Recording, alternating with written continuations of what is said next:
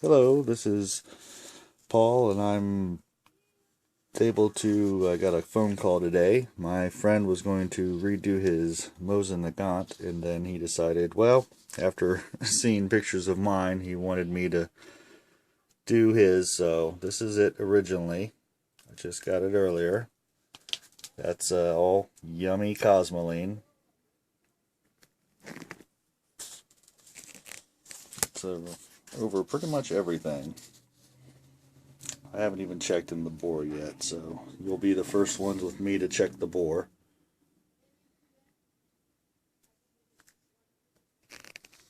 And I had to flip the rifle over so you could get a little bit better look.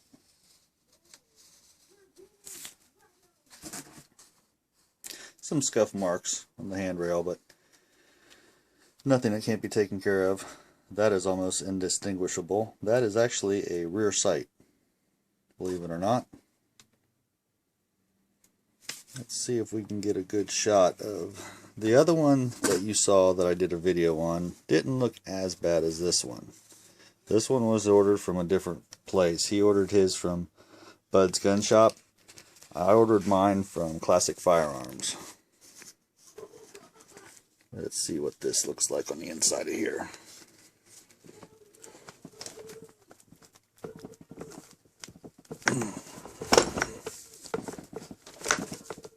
It's so greasy. Man, it's hard to... There it goes. Whew. That'll be a lot easier once I'm done. Actually, that is really, really nasty in there. Yeah, all of that will be all cleaned up by the time I'm done with this sucker. Yes, that's ugh. Let me reposition everything and get you a shot with the camera down the bore. Alrighty, this is something that no one should ever do, but we have safety checked the weapon as far as you won't... Technically, I don't think you'd be able to get anything in this chamber anyway, but this is a look down the barrel. And it looks a little bit too bright. I don't know if you guys can see any of that in there or not. Still got some nice grooves in there. A little dark, but we'll get it all cleaned out. So other than that, I think it's going to be really good by the time we're done. So, as you guys can tell, my lighting is a lot better. Here I ended up getting some LED bulbs off of Amazon. I'll have a review of those later. But my lux meter on my phone with my lamp fluorescent bulb on the back of my desk was at 321 lumen or lux. When I kicked these lights on, both of them, it was 987 lux. So a little bit of a jump. Plus, those two LED bulbs use less power than the one fluorescent bulb. So, but that'll be another review. So, alright, well, this is the first video showing you what I have to deal with, and I'll bring you along for the journey. Yes, this is Paul again. I did want to let you know that my first step with this is, of course, just looking it all over, making sure you have everything that came with the order. And I know that he has already done that, so the parts that I got is the ones he wanted me to redo. And then just wipe everything down initially with just cheap paper towels. I'm using, some fairly good ones here, but just wipe all the heavy stuff off first, and then we'll go to the next step after that to see what we really got to deal with. Alrighty? Alright, see you at the next step. I wanted to see if you guys could see this bore, how nice this bore is.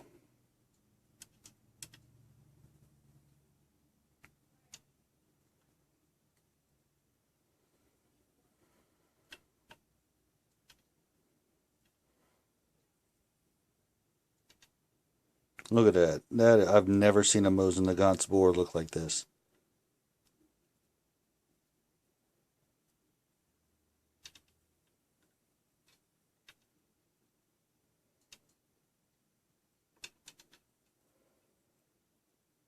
And this is just the initial. That is so pretty. Just wanted to share that with you guys. Like I said, I'm just cleaning the majority of the grease off. I just wanted to run a couple patches of cleaner and just initial, like, actually I used oil. I used for the initial running through of the barrel, because I wasn't sure if there was rust or corrosion, or I knew there was some cosmoline, but I used this stuff. You can pick this up at Lowe's. This works really good on locks and whatnot on the outside of the home. Any locks on boat trailers, things of that nature. It works really well. But just wanted to share that with you, and we'll continue this with another video in the next step. I am back. This is the disassembly of the Mosin Nagant rifle. This one here. I am going to take, there's plenty of videos on this online, but if I ever seem to skip stuff, I'm trying to make the video short. There's plenty of videos on how to take one of these apart, but I'm just going to show you the little brief things, what I'm going to do, and as I'm doing it. First thing first would be to take this off, this ring and this ring. I'm going to slide these rings forward over into this area, and then this top piece will come off. I will set it up here, and then on this receiver here I will pull the bolt out, which is really easy. Just take it back, pull the trigger, and pull the rest of the thing back. It's hard to do this with one hand. There we go.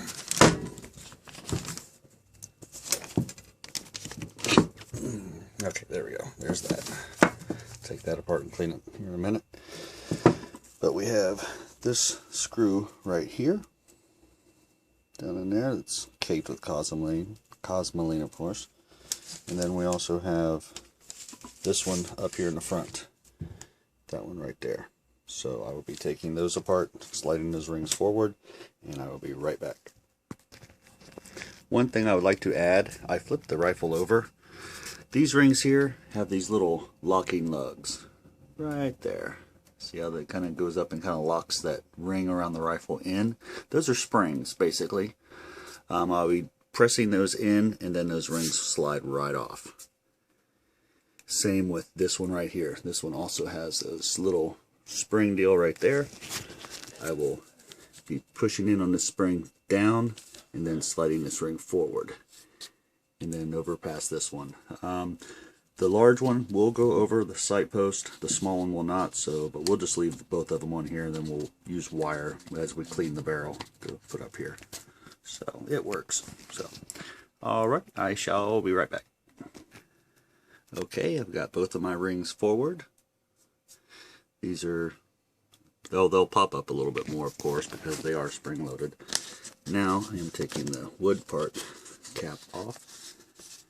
You want to be careful when you clean this too, because it is only, I don't know, 4 millimeters thick. So maybe a couple 1/16 of an inch. Oh, and that reminds me of one thing. With this here, this is actually before they switched over to the metric system. So every screw and bolt nut on these things is standard thread, or imperial, not metric. So I thought that was kind of interesting. So if you have to replace any of the screws, they are a standard thread. Alrighty, now let me take the 2 screws loose. Alrighty, I just got done finishing taking this screw loose and this one here loose here, and now the action is coming free from everything. This just pulls apart, and this should pull out the bottom. Believe me, it is not easy doing this with one hand. There we go. There's the trigger housing with the internal magazine and the barrel assembly.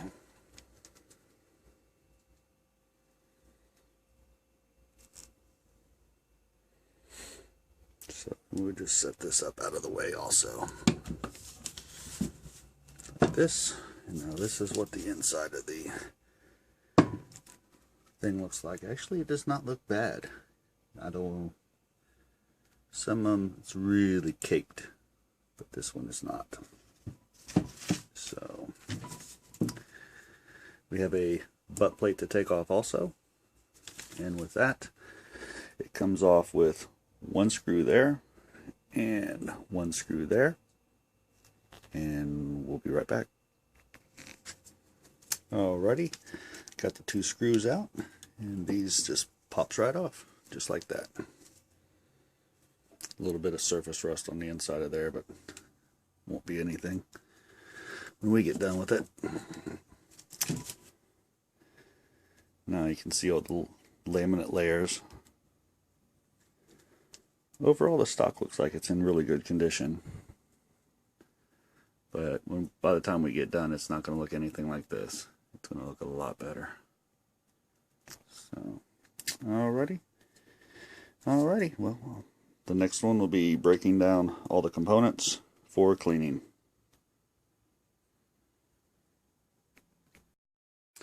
Alrighty, now that we're at all the steel components of the rifle, we will be going to take this screw out here, and the other one is right back here.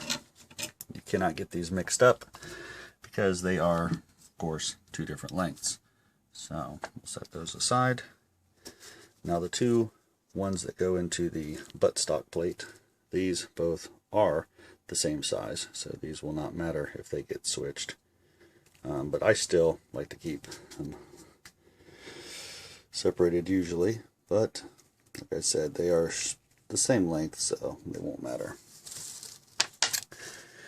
Now on this action here, you can take a punch and punch that hole out, drift that little pin out, and as you can see, it's already starting to come out. Just take the punch through the little hole. There it goes. It's coming right out. And then the trigger mechanism.